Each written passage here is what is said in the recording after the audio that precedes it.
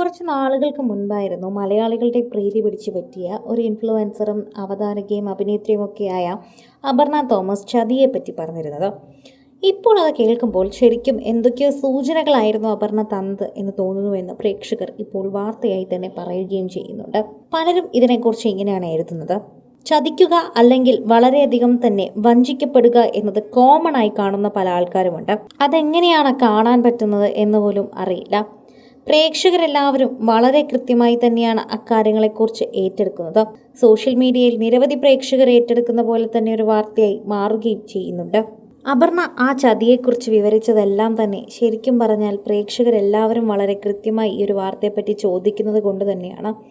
Social മീഡിയയിൽ എല്ലാ ആൾക്കാരും ഈ ഒരു വാർത്തയെപ്പറ്റി പറയുന്നത് നമുക്ക് മനസ്സിലാക്കാൻ സാധിക്കുന്നുണ്ട്. ആരാധകർക്ക് അത് വളരെയധികം സ്നേഹമാണെന്നും പറയുന്നു. എന്നാൽ അപർണയുടെ മനസ്സിൽ എന്തൊക്കെയുണ്ടെന്നും അപർണ അത് തുറന്നു പറയാത്തതാണെന്നും പ്രേക്ഷകർ മനസ്സിലാക്കി തരുന്നുണ്ട്.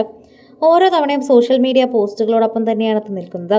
പ്രേക്ഷകരെല്ലാവരും വളരെ കൃത്യമായ ഒരു വാർത്തയെപ്പറ്റി സംസാരിക്കുമ്പോൾ തന്നെയാണ് ഇക്കാര്യങ്ങളെല്ലാം മനസ്സിലാവുകയും ചെയ്യുന്നതെന്ന് കൂടി പറയാം. സോഷ്യൽ മീഡിയ പോസ്റ്റുകളോടൊപ്പം ഇക്കാര്യങ്ങൾ വാർത്തയായി തന്നെ മാറ്റുകയും ചെയ്യുന്നുണ്ട്. ആരാധകർ വളരെ നിറഞ്ഞ പ്രീതിയോടെ തന്നെയാണ് ഇത് കാണുകയും ചെയ്യുന്നത്. ഓരോ തവണയും പ്രേക്ഷകർക്ക് വളരെയധികം സോഷ്യൽ മീഡിയ പോസ്റ്റുകളോടൊപ്പം തന്നെ നിൽക്കാൻ സാധിക്കുന്നുണ്ടെന്ന് പറയുന്നു.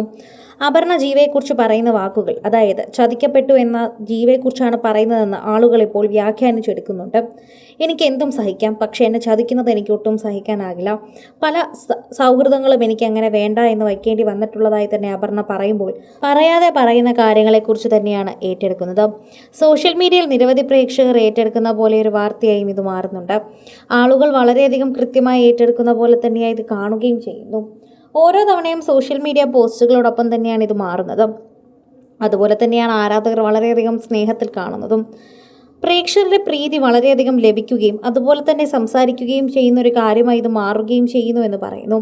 ജീവയോടും അപർണയോടും വളരെയധികം സ്നേഹം തന്നെയാണ് പ്രേക്ഷകർക്കുള്ളത്.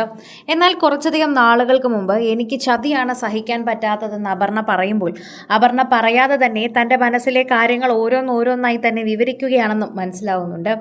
ഓരോ തവണയും പ്രേക്ഷകർ വളരെയധികം സ്നേഹത്തോടെയാണ് സംസാരിക്കുന്നത്. ഓരോ തവണയും പ്രേക്ഷകരുടെ പ്രീതി മനസ്സിലാക്കിപ്പിച്ചു തരുന്ന വാർത്തയായി ഇത് മാറുന്നതും നമുക്ക് മനസ്സിലാക്കാൻ പറ്റുന്നു എന്ന് കൂടി കൂട്ടിച്ചേർക്കുന്നു. എല്ലാവരും വളരെയധികം സ്നേഹത്തോടെയാണ് ഈ വാർത്തയെപ്പറ്റി സംസാരിക്കുന്നതും ചെയ്യുന്നതും. എല്ലാവർക്കും വളരെയധികം ഇഷ്ടമാണ് ഈ വാർത്ത. കാരണം അപർണയും ജീവയും അത്രമാത്രം പ്രിയപ്പെട്ടവർ തന്നെയാണ് എന്ന് പറയുന്നു. സോഷ്യൽ മീഡിയയിൽ നിരവധി പ്രേക്ഷകർക്കോടും സ്നേഹം അങ്ങനെ തന്നെയായി മാറുകയും ചെയ്യുന്നുണ്ട്. ഓരോ തവണയും അത്തരത്തിൽ തന്നെയാണ് വാർത്ത മാറുന്നതെന്ന് കൂടി നമുക്ക് പറയാൻ സാധിക്കുന്നു എന്ന് കൂടി കൂട്ടിച്ചേർക്കുന്നു.